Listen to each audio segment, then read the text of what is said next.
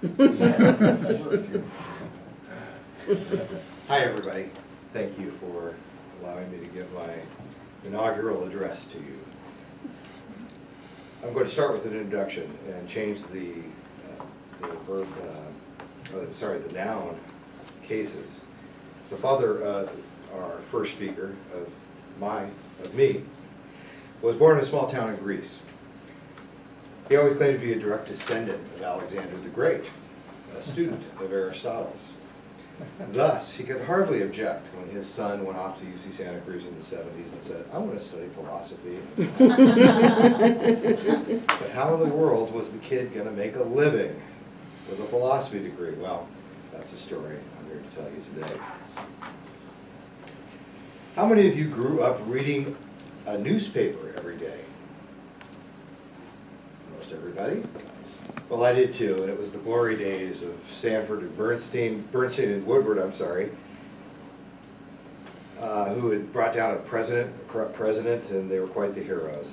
And I realized that the only thing I really learned in years of studying philosophy in Santa Cruz was how I described the writing art, staying up all night typing. So I went to work for a newspaper, the only thing I could think to do. Not the New York Times, of course, or the Washington Post, but this one, the Beach Reporter, in Manhattan Beach, California. And it was far from politics and corruption. It was more beach volleyball tournaments and bikini contests for 2 years, and therefore very stimulating, but not in a very intellectually stimulating way. So, fortunately, I had Hollywood come along knocking at my door. How many of you grew up going to watch movies in theaters? Everybody, right? One of everybody's favorite things to do, of course.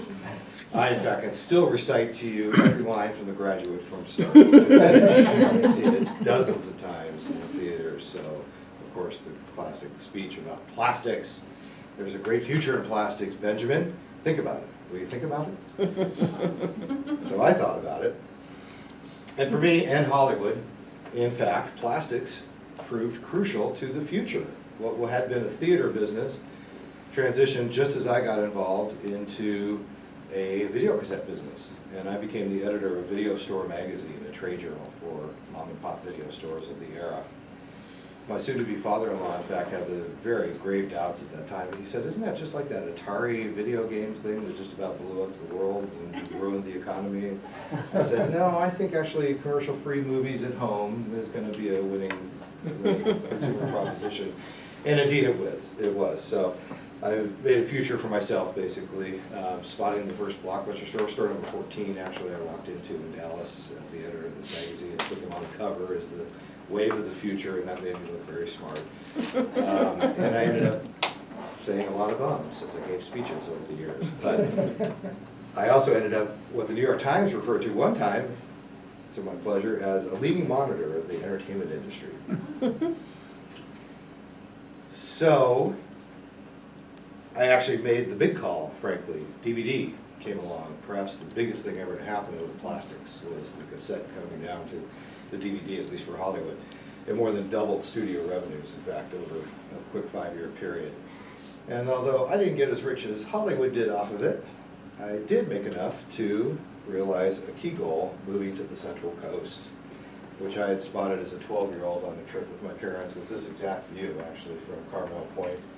And that's one thing that hasn't changed much about the peninsula, is that view from Carmel Point. So that was great. I also did well enough even to take the kids to Greece to meet the parents' family and tour great sites like the original Olympic Stadium here. Just so much fun. You could stand on the starting line and imagine yourself naked like a Greek running a race at the Olympic Stadium. That was a lot of fun. I even did well enough that at one point I was able to go to the Cannes Film Festival and rub shoulders with the rich and famous. Here we have Robin Williams and Lance Armstrong. Of course, for them, this was really a high point. Things were kind of downhill from here, and frankly for me too. Because 2006 was the last big year before the Great Recession hit. And that was the end of the studio's glory days, and mine in that business, because a little thing called the broadband internet came along and reached critical mass, and suddenly Netflix, the 800-pound gorilla, came along. And for $10 a month, you could get all the movies and TV shows you'd ever want to see. And what's good for the consumer, of course, not always good for the people that sell product. So here's what started happening. Revenue started declining. Blu-ray they launched, hoping that everybody would move on to a new form of plastic, and everybody said, I've got plenty of plastic, I'm good. You know what? And I get all the news I need from Facebook. I don't need a newspaper anymore either. You don't mind if I just download all of your music for free, do you? So, people started cutting the cord. How many of you dropped your paid TV subscription? You, therefore, are cord cutters. That makes you a cord cutter. You kissed goodbye a company that's probably charging you $100 a month for a bunch of channels you didn't watch, didn't you? So, but that devastated Hollywood and my business. I don't want you to feel bad though, but it's people like you that forced me to go into the cannabis business. Thank heavens my dear old Greek daddy isn't here to see it. But there I was on a bike one day promoting the end of my career when a friend of mine said, well, I know business is about to explode, why don't you go into the cannabis business? So actually I did, and it has exploded and is exploding. And I'm now 3 years into becoming the leading financial analyst of the cannabis industry. My company, BDS Analytics, projects at $30 billion in 5 years, and maybe more. We think the illicit market is worth maybe $120 billion worldwide. So I'm not going to put you on the spot and ask you, in addition to your Netflix subscription, that you buy cannabis, but about 25% of people do in America, 33% in states where it's legal, like Oregon. And so it looks like I'll be able to make a living again.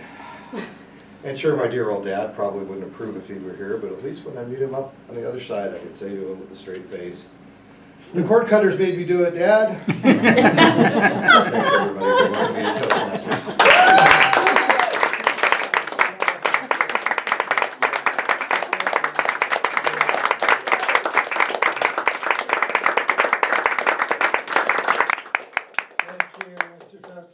It's a pleasure to evaluate an Icebreaker speech. It's always exciting to have an Icebreaker speech, to have a new member of our club introduce him or herself to us. And that was the purpose of this speech. It can be done in a number of ways, but the way you chose was absolutely delightful. To go back to your Greek heritage and bring it forth to today. There are a number of things I loved about your speech. There was a lot of humor.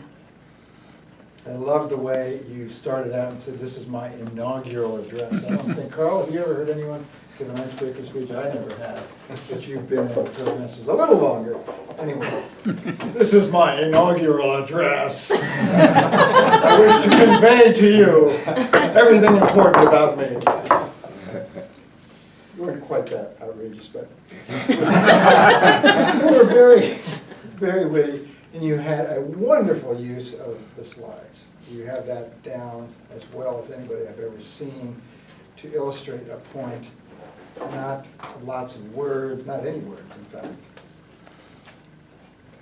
And I got a sense as you went through the various major chapters in your life, from the newspaper to the editing, to your latest adventure, a great depth from your slides. So excellent choice. Timing is something I need to bring up as the middle part of the sandwich, since you went overtime. And timing for new members and for guests is a very important part of Toastmasters. So when we are given, and that was an appropriate so thank you for not giving me a ding on that. There are times. Boy, did I set myself up for that one. My muse got to me. But I want to convey to you that you want to stay within your time. And I'm very disappointed that when you got to your latest project, which is obviously soaringly successful, that you didn't bring any demonstration. As we go forward, I anticipate speeches number 2, 3, 4, 5, 6, 7, 8, 9, 10, 11, 12, 13, 14. I certainly anticipate that not only will there be more photographs of different kinds of cannabis, but there will actually be some cannabis parties during our newest. Congratulations.